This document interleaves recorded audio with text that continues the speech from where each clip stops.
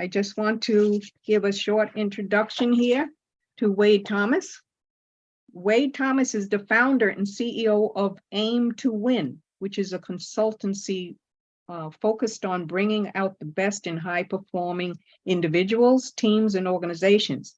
He has 25 years of experience in leadership and talent management areas. So, Wade, I give you the floor. Thank you. What I wanted to do is, as a way to start off, is talk a little bit more about my background. It was a great intro, but getting in a little bit more detail. I have before I became a business coach and a leadership coach, I was an HR leader and HR executive for over 20 years.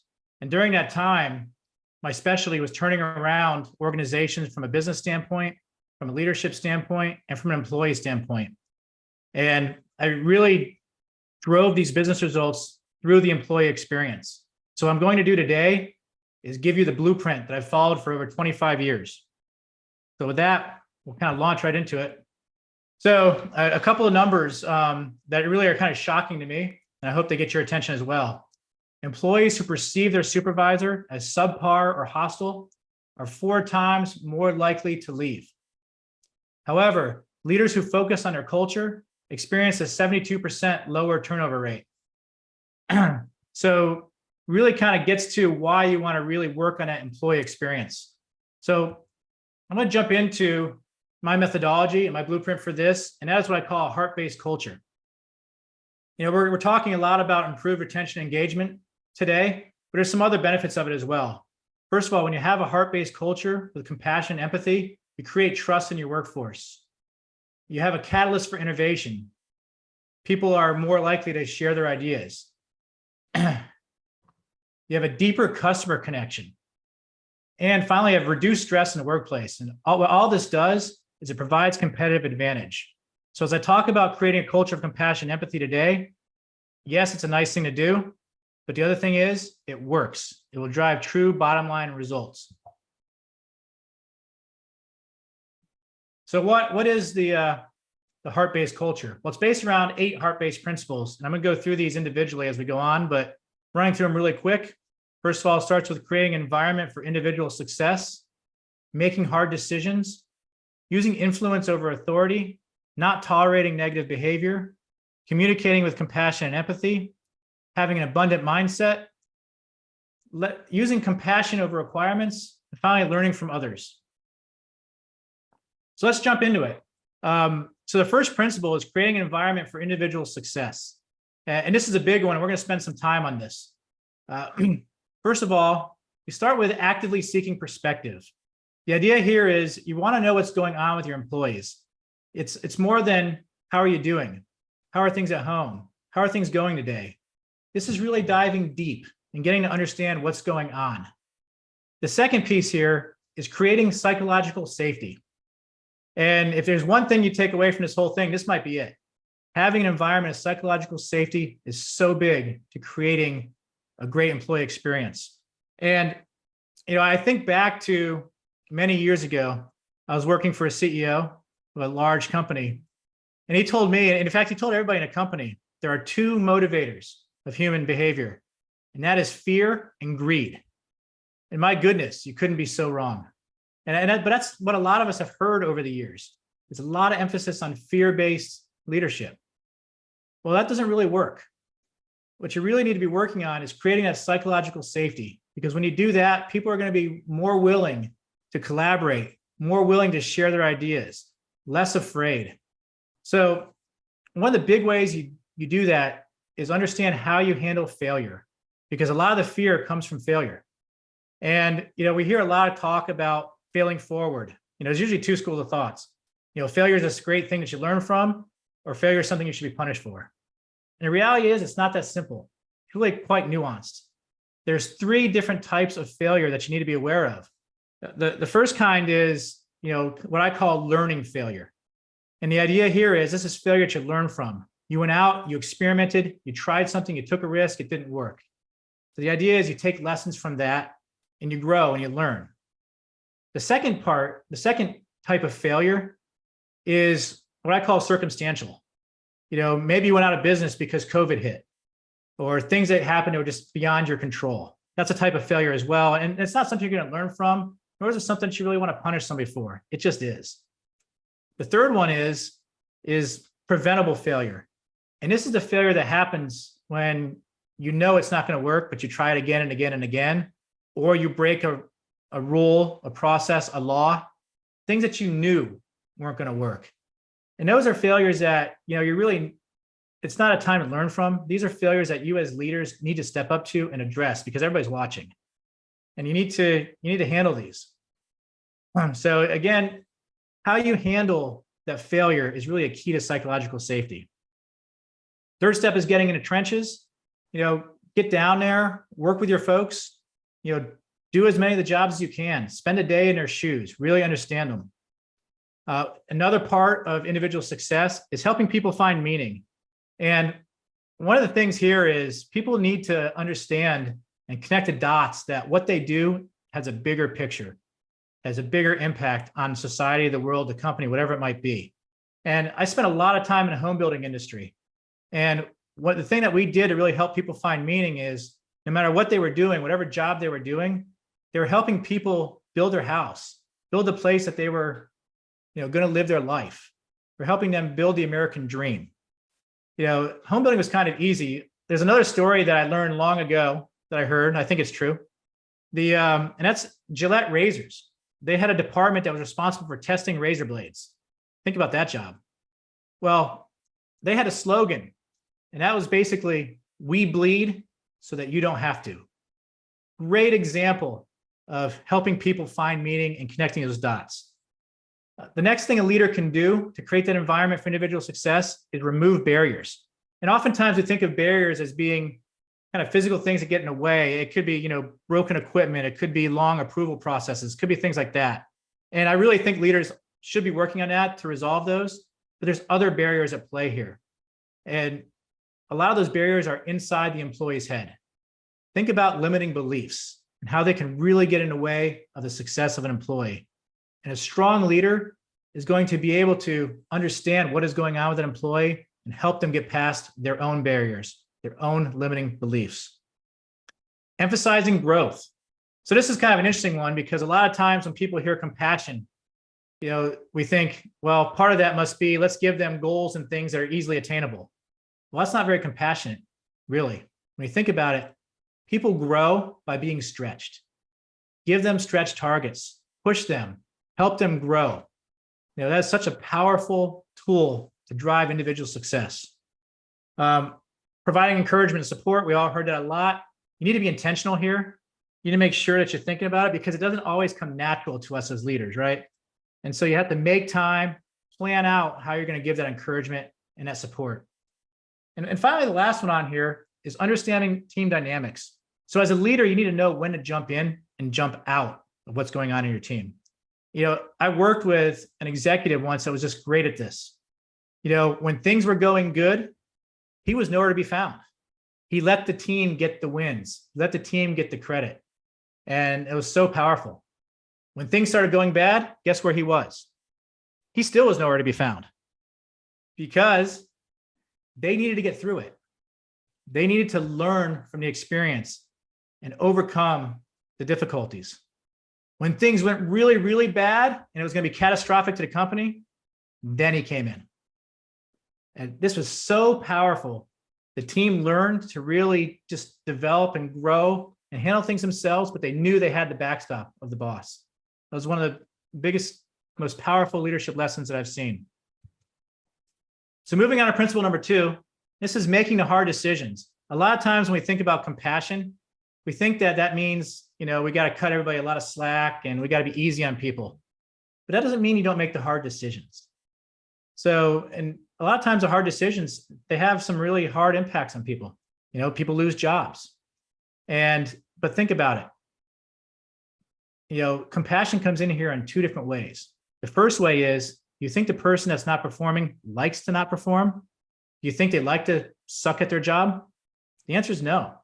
So leaving them in there and allowing them to suck day after day after day is not very compassionate to them. Probably even a bigger one to think about is the team around them. When you have an employee that's not getting the job done as a low performer, everybody else is usually picking up the slack, and that's creating a lot of stress on them. So one of the most compassionate things you can do is step up and make those decisions. Now, there's a right way to do it. And the idea here is you want to help people to not consistently fail. So many times I see leaders that won't step up to a problem when it occurs. They kind of put it off. They don't like the conflict, or maybe they wait for the performance review next year. And what they're really doing there is they're not allowing the people to make an improvement. They're not giving them a chance to improve. So as a leader, you want to help people not consistently fail, and you want to do it by being fair but firm. So you want to help them identify there's an issue, but hold them accountable to it. But at the end of the day, a bad fit is a bad fit. And if you have to get to that point, then you have to make that hard decision and move on. So the third principle is influence over authority. And this one starts with using an encouragement approach versus demand approach. And again, this is something that really runs against what a lot of people, at least of my age, were taught. We saw it, through leadership classes, but we also saw it on TV. We saw it through leaders. We saw it in sports. We see military moves. We see all this thing. The lesson that we learned was command and control, demand. That's how you get results. That's not the best way to do it. The best way to do it is really be encouraging. And this is more than rah-rah. This isn't, go get them. This is true belief and empowerment in your employees. And if you can't believe in your employees, then you need to go back to principle number 2 and kind of look at those hard decisions again. You want a team that you can believe in, and you want to do it. You want to believe in them. You also want to lead with vision. So many jobs that we lead are really jobs that are just transactional, day-to-day, pushing paper, making parts, what have you. And people can get lost in that. They kind of do what's right in front of them. But when you give them a vision, what you're doing is you're showing them a path. You're showing them that big picture like I talked about earlier. And you want to do that. You want to let everybody know how what they're doing really impacts the results that you're going for as a company. And finally, you want to guide, acknowledge, and support. You want to be there. And you want to, again, like I mentioned earlier, you want to be intentional about this. Make sure that you're there for your people. Okay. Principle number 4, this is another big one. It kind of goes along with principle number 2 a bit. And that is you cannot tolerate negative behavior. And what this starts with, it starts with understanding the pulse of what's going on in your organization. This is the empathy piece. Be out there, be talking to people, know what's going on. If you're removed, if you're stuck in an office, you got your door closed, what have you, you're not going to know when you have these little problems. And so you need to be out there understanding the pulse and stop these negative behavior patterns. So even when they're small, even when it's somebody just being a little snippy, or, somebody maybe's just not doing their part, or somebody's, just saying the wrong things here and there, even small things, you need to stop those. You need to nip those in the bud before they become really big patterns. And, with principle number 4, the one thing I really want you to understand is high performance does not trump toxicity. We have all seen this, I promise you. We have seen toxic behavior that has been put up with because somebody has been getting results. Every group I've had this talk to, I see heads nod. And I have a great story on this too. I worked with a vice president of sales, and many years back, and he had just taken over the role. And he had a person that was just terrible to work with, very toxic. Nobody could stand him. But on a team of 15 people, he drove over 25% of the revenue. So he was untouchable. And this VP of sales came to me and he said, you know what? I think I'm going to step up and I think I'm going to let this guy go. I said, you're not afraid of losing the sales? He says, we'll figure it out. And he did it. Guess what happened? Sales went up 10%. Not only did the team, in the absence of that toxic behavior, not only did they make up his sales, they exceeded it. So he did it again and again. I think there was 4 iterations of this, and every time had the same result. You can't let that high performance trump toxicity. You have to step up to it, make the change. Your business will be better for it. So moving on to principle 5, communicating with compassion and empathy. This starts with practicing transparency and authenticity. And somewhere in our collective business wisdom, we came up with this idea that we needed to keep information close to the vest. And granted, there's sometimes legally you have to do that, but most of the time you don't. What I encourage you as leaders is share what's going on with your people. Don't keep the information close to the vest. Information kept to yourself is not power, no matter what, you may have heard at some point in your career. Be transparent. And the other part of this is be authentic. Don't be afraid to be yourself. It's really hard to sustain behavior of being somebody else. Be yourself, even when it shows vulnerability. Second part here is being available and present. So when I came up through leadership, the big thing was the open door policy. The door was open, somebody could come in and walk in and talk, and that was great. But then we all got computers, and then we all got phones.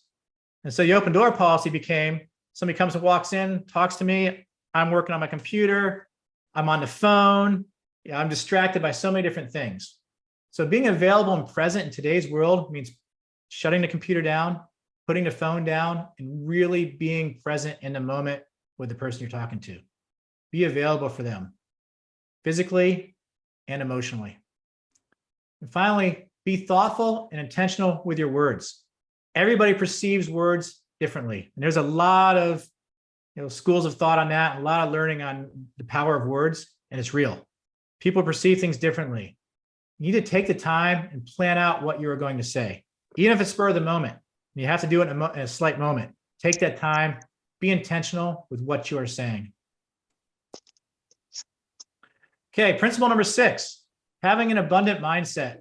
So I'm going to step back a little bit and talk about what that is. We have an abundant mindset and a scarcity mindset. The abundant mindset tells you that, there's plenty to go around. Scarcity mindset tells the opposite. There's not that much to go around, and I better get my piece of the pie, and I better protect my piece of the pie. And so it's really important to have that abundant mindset. So it starts with really helping others the main thing. Your main job as a leader is to help others. When you have an abundant mindset, you're willing to do this. The scarcity mindset tells you, if I help others, even people that work for me, that's going to be less credit for me. It's going to be less rewards for me. It's going to be less whatever it is for me. So I've got to hoard that. But when you open your mind that, things are abundant, it really helps you make helping others the main thing, which is really the key role as a leader. Second piece of this is thinking big. When you think small, nothing epic really happens. And you really need to think big. And again, when you have that scarcity mindset, the tendency is not to think big, because thinking big opens you up for risk. Somebody might take part of your pie if you think big and fail. When you have that abundant mindset, it kind of takes that fear off of you. And you're more willing to go out there and take chances, take risks, and really make stuff happen. Being optimistic.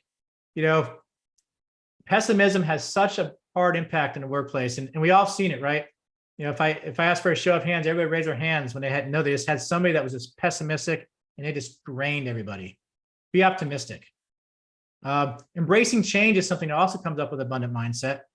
In a scarcity mindset, change is very scary because you've built your pie, you've got your pie, and now somebody's changing the rules and you might lose that pie.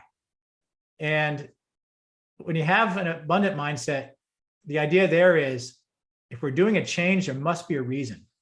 There's more opportunities coming with it. So if you can have that abundant mindset, it's really going to help you embrace change. And finally, put some focus on what is working. As human beings, we really focus a lot on what doesn't work, right? And try to switch that around. Focus on what is working. Leverage that. Okay, principle number 7, compassion over requirements. So one of the things here is we oftentimes get so locked into the processes, the bureaucracies, procedures, the handbooks, whatever it is, that we lose sight of the human people, the human beings. We lose sight of the compassion. So a couple of things that you can do here to really help with that is start with focusing on a positive. And I want you to think about performance reviews, because we're all familiar with performance reviews. Right, wrong, or indifferent, we have them, they're part of our lives. What do we do in performance reviews? We rate everybody. Most things are meets expectations. There's a couple exceeds expectations, maybe sprinkled in. But oh my goodness, there's always 1 or 2 did not meet expectations. And that's where we spend all our time. Try flipping that around. Try spending time on what somebody is really doing well, because that is what really makes the difference. And by the same token, focus on strengths. Again, we're always kind of programmed to focus on weaknesses. And the story I like to use here is Shaquille O'Neal. I think everybody's familiar with Shaquille O'Neal, the Hall of Fame NBA basketball player. Shaq became an outstanding rebounder, scorer of the basketball, defensive player. Shaq could not hit a free throw. He was one of the worst free throw shooters in the history of the NBA. But think about it. If he was in an organization and he had a performance review, what would they be working on? They would be working on his free throws, right? Because that's his weakness. So what would have happened in the NBA if Shaq had spent all his time working on free throws? Well, he probably would not be in the Hall of Fame right now. That's not what made him great. So think about what makes people great, as opposed to just working on shoring up the weaknesses. And finally, the last one is learning from others. This is so important as a leader, and it can be so difficult. So what you want to do as a leader is continually seek feedback. So this is feedback coming from above. This is feedback that comes from your peers. This is feedback that can come from your people. And, you might say, wait, this is a really hard thing. They made me a leader because I'm the smartest person in the room. I was the best at what I did. I can't be asking my people for advice. That makes me look weak. That makes me look less capable. Well, that's just simply not true. When you really look at what happens, when leaders are able to do that, when they're able to show the vulnerability, talking, especially from their people, but also from their peers or their boss, it really makes the people feel good. It really makes them feel engaged in not only the success of the business, but the success of the leader too. It is a really powerful thing. The other thing I see a lot here is, and I think everybody on here, just by the nature of being at this conference, is a leader that gets the importance of team growth, of developing their people. But I see this all the time. The leader really prioritizes developing their people. As developing himself, that's something I'll get to. But I want to tell you one thing. Team growth is a function of leader growth. The team can only grow as far as a leader grows. If you don't develop yourself, you're going to put a cap on the potential of your team and your organization. So take that time and learn from others. So important.